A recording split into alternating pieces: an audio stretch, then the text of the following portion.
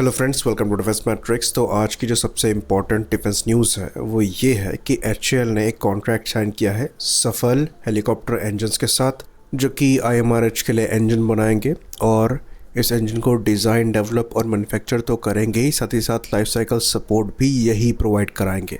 तो ये जो नए इंजन है ये अरावली इंजन होने वाले हैं। तो पहले भी रिपोर्ट आ रखी है अरावली इंजन्स को लेकर और पहले भी कॉन्ट्रैक्ट साइन हुए थे, लेकिन वहाँ से इसमें डिफरेंस ये है कि वो सफल, जो कि साफरान और HAL की जॉइंट वेंचर कंपनी है, उसके फॉर्मेशन के लिए था, जो कि इन इंजन्स को बनाएगी। और यहाँ पर HAL सफल के साथ कॉन्ट्रैक्ट साइन कर रहा है इन हेलीकॉप्टर्स के इंजन को डेवलप करने को लेकर और सपोर्ट देने को लेकर। तो ऑफिशियल रिलीज में जो सबसे इंटरेस्टिंग चीज़ निकल कर सामने आई है वो ये आई है कि ये इंजन जो कि अरावली होगा ये 3500 से 4000 शाफ्ट हॉर्स पावर का होगा। अब ये इंटरेस्टिंग इसलिए है क्योंकि इतना पावरफुल हेलीकॉप्टर इंजन साफरान द्वारा खुद अभी तक नहीं बनाया गया है। तो इनका जो सबसे पावरफुल इंजन है ये अनीटो 1K है, जो कि 2500 से 3000 शाफ्ट हॉर्स पावर का है और ये रोल्स रॉयस के साथ मिलकर इन्होंने डेवलप किया है। तो शुरुआत में लग रहा था कि इसी कैटेगरी का इंजन जो है ये बनाया जाएगा और इसी इंजन को मॉडिफाई करके कुछ चेंजेस इंडिया की रिक्वायरमेंट के हिसाब से इम्प्लीमेंट करके अरावली के नाम से इंडिया को ये ऑफ़र किया जाएगा। लेकिन यहाँ पर कैटेगरी जंप है 3500 से 4000 शाफ्ट हॉर्स पावर का मतलब ये है कि ये साफरान का सबसे ज़्यादा पावरफुल हेलीकॉप्टर इंजन होने वाला है। और साथ ही साथ ये शोकेस करता है कि IMRH में जो इंजन लगेगा ये काफ़ी ज़्यादा पावरफुल होगा। तो ऐसे दो इंजन यहाँ पर लगेंगे और 3500 शाफ्ट हॉर्स पावर से 4000 शाफ्ट हॉर्स पावर का मतलब ज़्यादा कैरिंग कैपेसिटी, ज़्यादा पेलोड कैपेसिटी और बेटर हायर अल्टीट्यूड परफॉर्मेंस यहाँ पर होगी। क्योंकि Mi-17 में भी जो इंजन लगते हैं, जो कि क्लेमोफ के VK2500 इंजन्स हैं, ये 2400 शाफ्ट हॉर्स पावर के हैं, यानी कि इनसे काफ़ी ज़्यादा पावरफुल इंजन IMRH में लगेगा।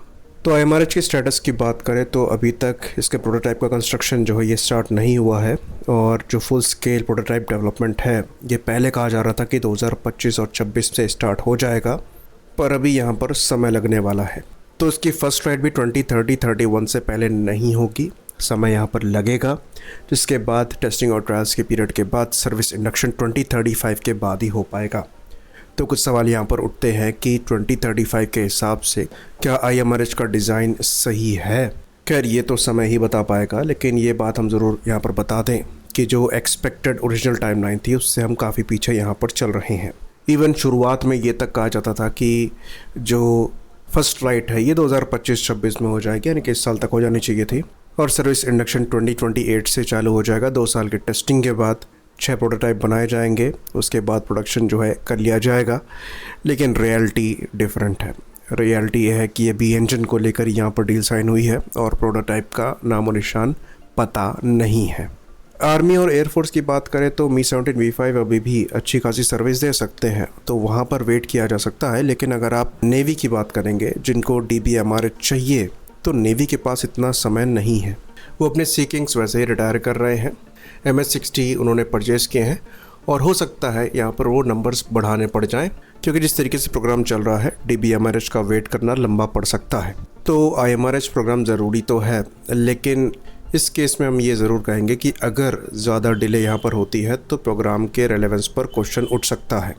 और वो इसलिए नहीं है कि डिज़ाइन यहाँ पर पुराना हो जाएगा, वो इसलिए है क्योंकि रिक्वायरमेंट यहाँ पर अभी एग्जिस्ट करती है, नेवी की खासकर। होपफुली इस इंजन की डील के बाद चीज़ों को पुश किया जाए और कोशिश करी जाए इस प्रोग्राम के जल्द से जल्द एग्जीक्यूशन की। एटलीस्ट प्रोटोटाइप रोल आउट तो आने वाले 1-2 सालों में करने की कोशिश यहाँ पर करी ही जाए, ताकि इस प्रोजेक्ट पर थोड़ा कॉन्फिडेंस बढ़ सके स्टेक होल्डर्स का। आई होप इन्फॉर्मेशन यहाँ पर क्लियर रही हो। इसी बात पर इस वीडियो को हम ख़त्म करेंगे। लाइक करिए, सब्सक्राइब करिए। जय हिंद।